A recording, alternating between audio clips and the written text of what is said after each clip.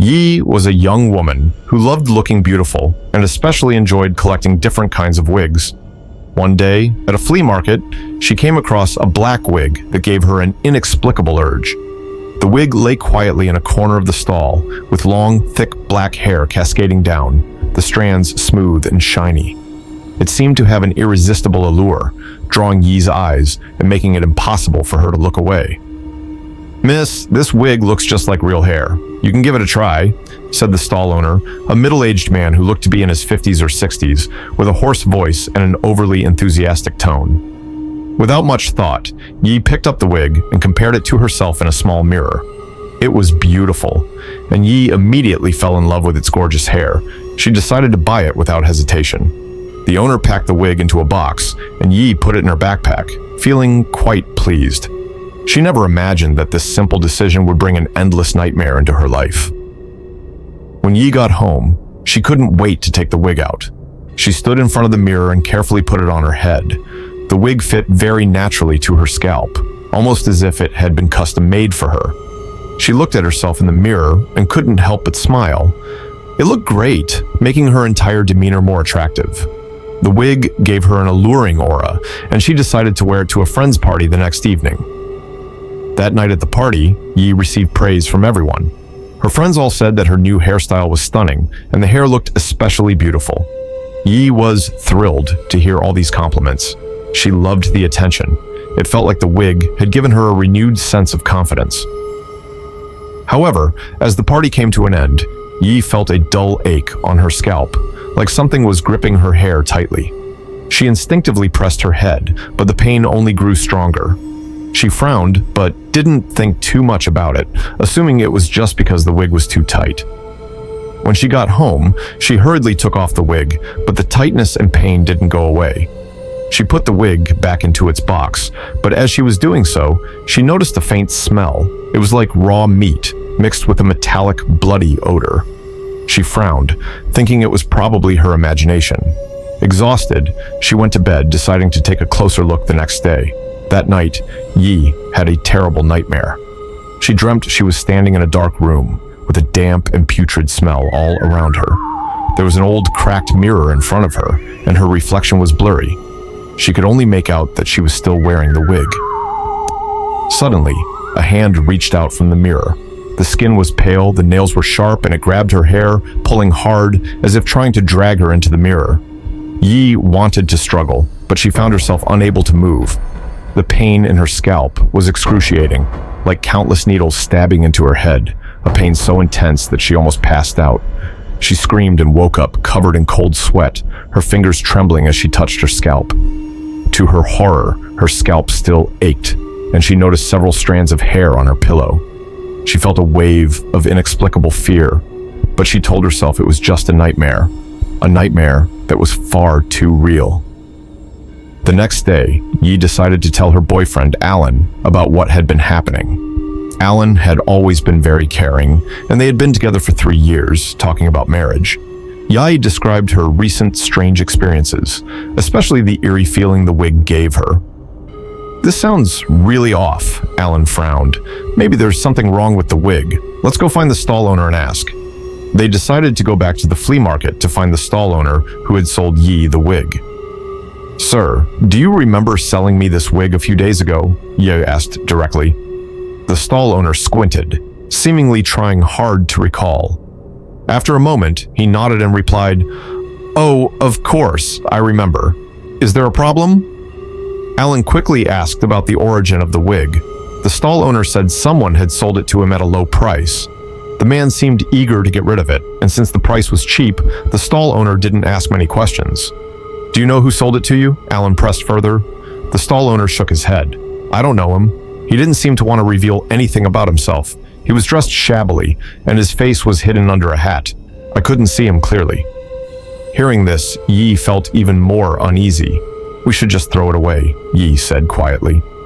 She only wanted to get rid of this terrifying thing as soon as possible. Alan was silent for a while, then shook his head. "No, we can't just throw it away.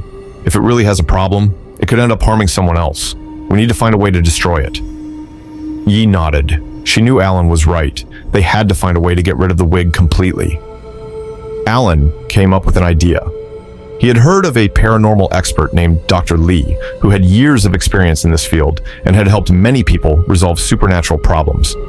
After some inquiries, Alan finally got Dr. Lee's contact information and arranged a meeting. When Yi and Alan entered Dr. Lee's home, they saw many strange objects. One wall was even covered with animal specimens. Dr. Lee was an elderly man, nearly 60, with thick glasses. He listened carefully as Yi and Alan described what had been happening. His face grew more and more serious as he stared at the wig. He said he needed some time to study it and asked them to leave it with him, promising to contact them once he had any news.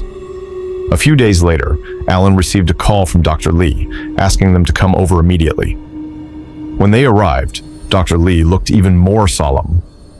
"I've spent some time investigating the wig thoroughly," Dr. Lee said. "I performed some ancient rituals to try and communicate with the spirit attached to it.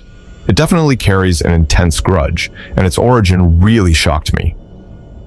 Dr. Lee opened a thick notebook filled with symbols and notes. He pointed at a sketch and said, "This spirit seemed to have been treated very cruelly during her life. Through the ritual, I learned that she was a young woman who was kidnapped, tortured, and eventually had her scalp brutally removed before her death. This wig was made from her scalp, and her grudge is deeply embedded in it." Yi's face turned pale, her hands trembling uncontrollably. She couldn't believe she had been wearing a dead person's scalp. The feeling of disgust and fear almost overwhelmed her. Dr. Lee continued, "The spirit's resentment is deep. She cannot rest in peace, and she's using this wig to try and find a new host, passing her pain onto others. I can feel her hatred. She wants revenge and wants others to experience her suffering." "What should we do now?" Alan asked anxiously. Dr. Lee thought for a moment, then said solemnly, "The only way is to burn it, but it must be done in a remote place to avoid any backlash. Also, you need to use holy water to ensure the spirit is put to rest." He took a small bottle of holy water from a cabinet and handed it to Alan. "Be very careful during the burning. The process might not be easy," Dr. Lee warned. Alan nodded firmly. "We'll be careful." Night fell, and in an open field on the outskirts of town, Yi and Alan lit a bonfire. The flames danced in the darkness, illuminating their tense faces. Alan took out the wig, looked at Yi, and gently squeezed her hand. "Don't worry, everything will be all right." Yi nodded, took a deep breath, and threw the wig into the fire. The flames quickly surrounded the wig, but strangely, it didn't burn as expected. Instead, it writhed as if it were alive, like something inside was resisting the fire. In the flickering light, the wig gradually formed a twisted face, a face full of hatred and pain, with eyes that stared directly at Yi. She could hear low sobbing again, like the ghost was crying out in anguish. Within minutes, the flames began to weaken, as if some dark force was fighting back, trying to escape. Yi felt a surge of intense fear and clung tightly to Alan's hand, almost unable to breathe. Alan quickly opened the bottle of holy water and poured it over the wig. The moment the holy water touched the wig, a sharp, piercing scream rang out, as if it were directly stabbing into their minds, chilling them to the bone. The wig twisted violently in the fire and then began to burn rapidly, eventually turning to ashes. The flames roared back to life, and Yi and Alan finally breathed a sigh of relief. Yi collapsed onto the ground, tears streaming down her face. Alan knelt beside her and gently held her. "It's over. It's all over." After the wig was destroyed, Yi's life gradually returned to normal. Her complexion improved, and she no longer looked so pale and weak. She knew she had finally rid herself of that nightmare and could once again live a normal life. However, one night, as she was brushing her hair in front of the mirror in her bedroom, she suddenly felt a chill. She instinctively looked up at the mirror, and although everything seemed normal, she couldn't shake a feeling of unease. It was as if a shadow had flickered in the corner of the mirror. She blinked, rubbed her eyes, and looked again. Nothing. She shook her head and muttered, "Maybe I'm just imagining things." But at that moment, she felt a chill creep down her spine, as if the spirit had never really left, still watching from the shadows, waiting for the right moment to return to her life.